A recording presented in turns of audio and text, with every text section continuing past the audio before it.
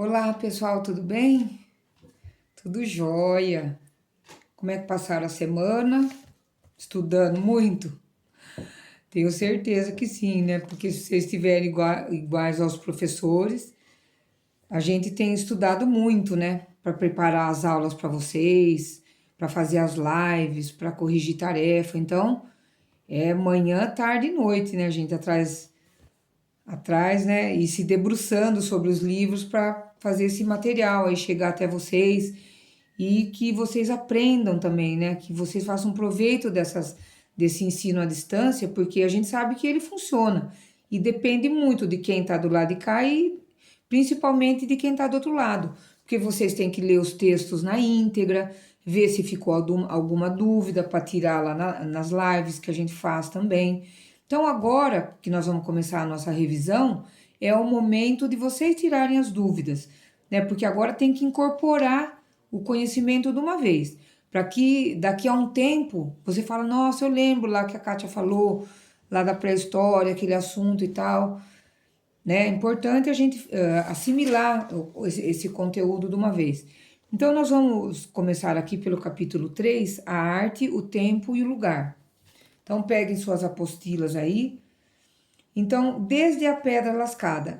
Nós sabemos então que o homem lá da pré-história, ele sofria muito, né, gente? Imagina o homem, né, ter que correr atrás de animais e para caçar, né, para tirar o seu sustento ali. Então ele percebeu que ele corria atrás dos animais, que os animais iam até um determinado campo onde eles pastavam.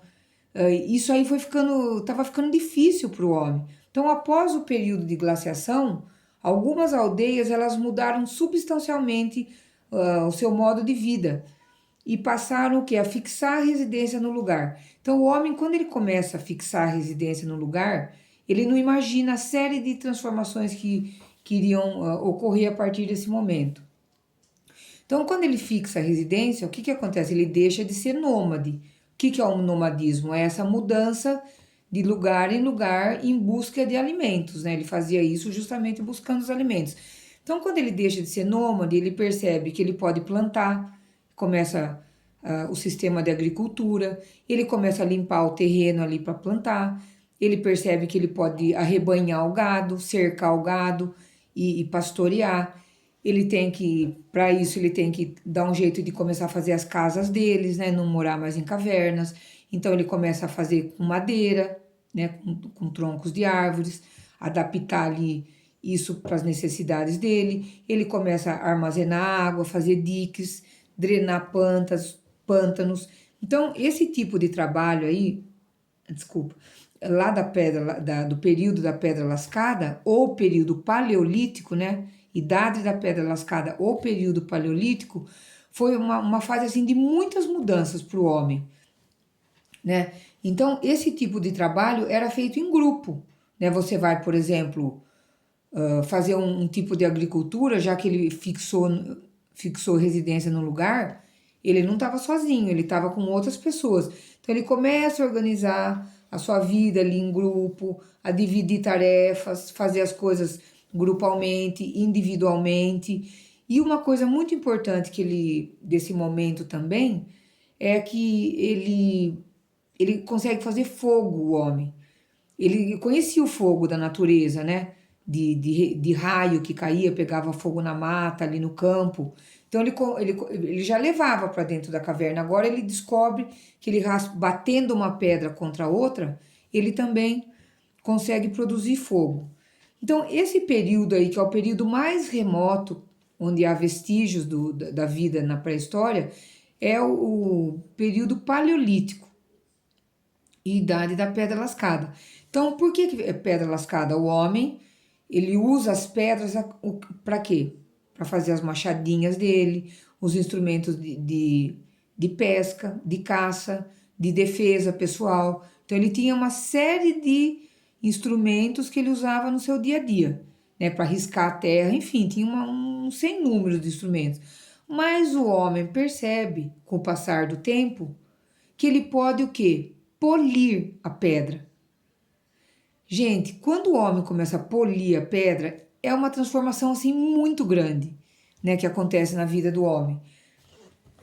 É o período da pedra polida, ou o período neolítico, né? Então eles têm essa separação aí. Pedra lascada, que é o paleolítico, e neolítico é o período da pedra polida. Então, por exemplo, essas mudanças que vão ocorrer, o homem vai sofisticando as ferramentas, aprimorando, né, as ferramentas do dia a dia.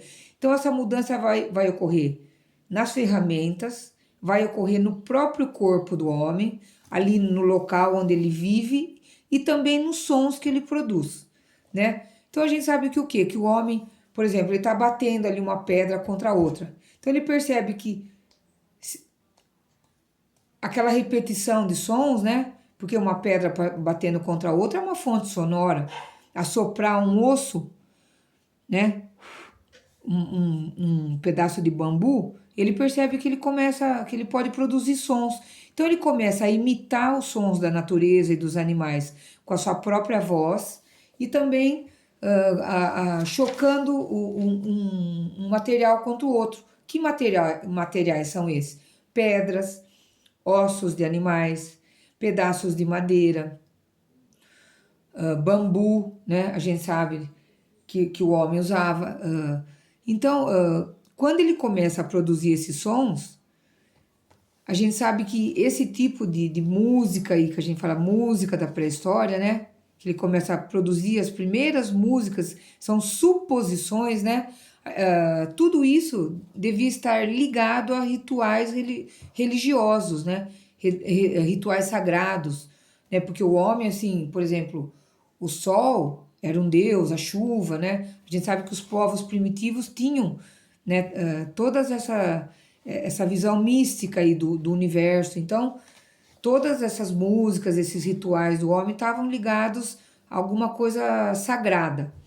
Então, por exemplo, os vestígios mais antigos encontrados de instrumentos musicais, eles datam de 30 a 35 mil anos atrás, encontrados lá na Sibéria.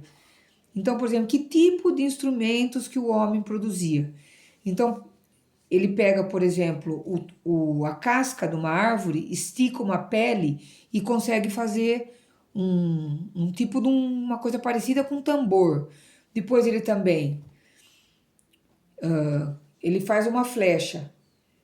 Quando ele solta a flecha, aquele barulho que ou uma tripa ou uma tira de couro faz ali, produz um som, isso aí pode ter gerado os primeiros instrumentos de corda, porque foram encontradas também pedras de diferentes tamanhos, largura, espessura e comprimento, que eles têm vestígios de que tinha alguma coisa esticada ali, ou uma tripa de animal, que ela é maleável, ou então um pedaço de couro. Então, os historiadores, né, os pesquisadores, eles sabem que essas tiras elas eram instrumentos musicais, que elas produziam um tipo de som afinado, por exemplo, que tinha diferentes sons, por exemplo, agudo, médio, grave, é o tipo do xilofone. Imagine um xilofone, né, com várias barrinhas de diferentes tamanhos de metal ou de madeira, aí você produz sons diferentes. Então, todo esse tempo que o homem levou para aprimorar, para fazer esses instrumentos, melhorar, isso tudo levou muito tempo, né? Milhões de anos, gente. 10 mil anos, 20 mil anos, 30 mil anos, é uma coisa assim de muitos anos. Então, o período neolítico, ele corresponde a 10 mil anos antes de Cristo, pra vocês terem uma ideia, né? A escrita, ela vai. O que separa a história da pré-história é o surgimento da escrita. Então, como que a gente sabe que surgiu a escrita? Porque o homem ele desenhava, né? Ele quer dizer, ele representava aquilo que ele enxergava. Ele não ficava ali desenhando, olhando, desenho de observação, não era isso. Ele pegava aqueles traços principais que ele percebia ali e ele representava. Então, a gente sabe que ele dava volume conforme as linhas que ele fazia, conforme a cor que ele usava luz e sombra. Então, a gente vai ter desenhos lá do período da Pedra Lascada que são muito sofisticados, né? Você vê que tem um corpo ali de um bisonte. E depois a gente vai percebendo que conforme o tempo passa, esse desenho do homem ele vai simplificando. E é dessa maneira que surge a escrita. Os desenhos vão sofrendo uma simplificação, eles vão se simplificar de tal maneira que eles vão passar a ser um símbolo, como lá os hieróglifos lá do Egito. Então, um símbolo representa uma ideia, um objeto ou uma palavra. Né? As primeiros tipos de escrita foram simbólicas, nos diferentes lugares onde elas surgiram. Não vamos falar disso agora, que a gente sabe que tem a escrita cuneiforme também, que é diferente disso que eu estou falando.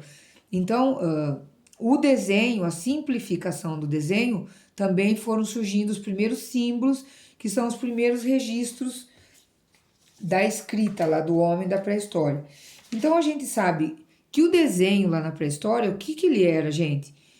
Ele era uma espécie de magia para o homem, porque ele achava que ele desenhava para conseguir capturar o animal, né? Ele dançava, que era um ritual sagrado, né? Em agradecimento ou num outro momento ali, né? Pela perda de uma pessoa ali da tribo. Então, a arte, o que a gente chama de arte, na verdade, era magia para o homem da pré-história. E é muito lindo a gente ver, né? Essa evolução do homem e ver toda essa mudança.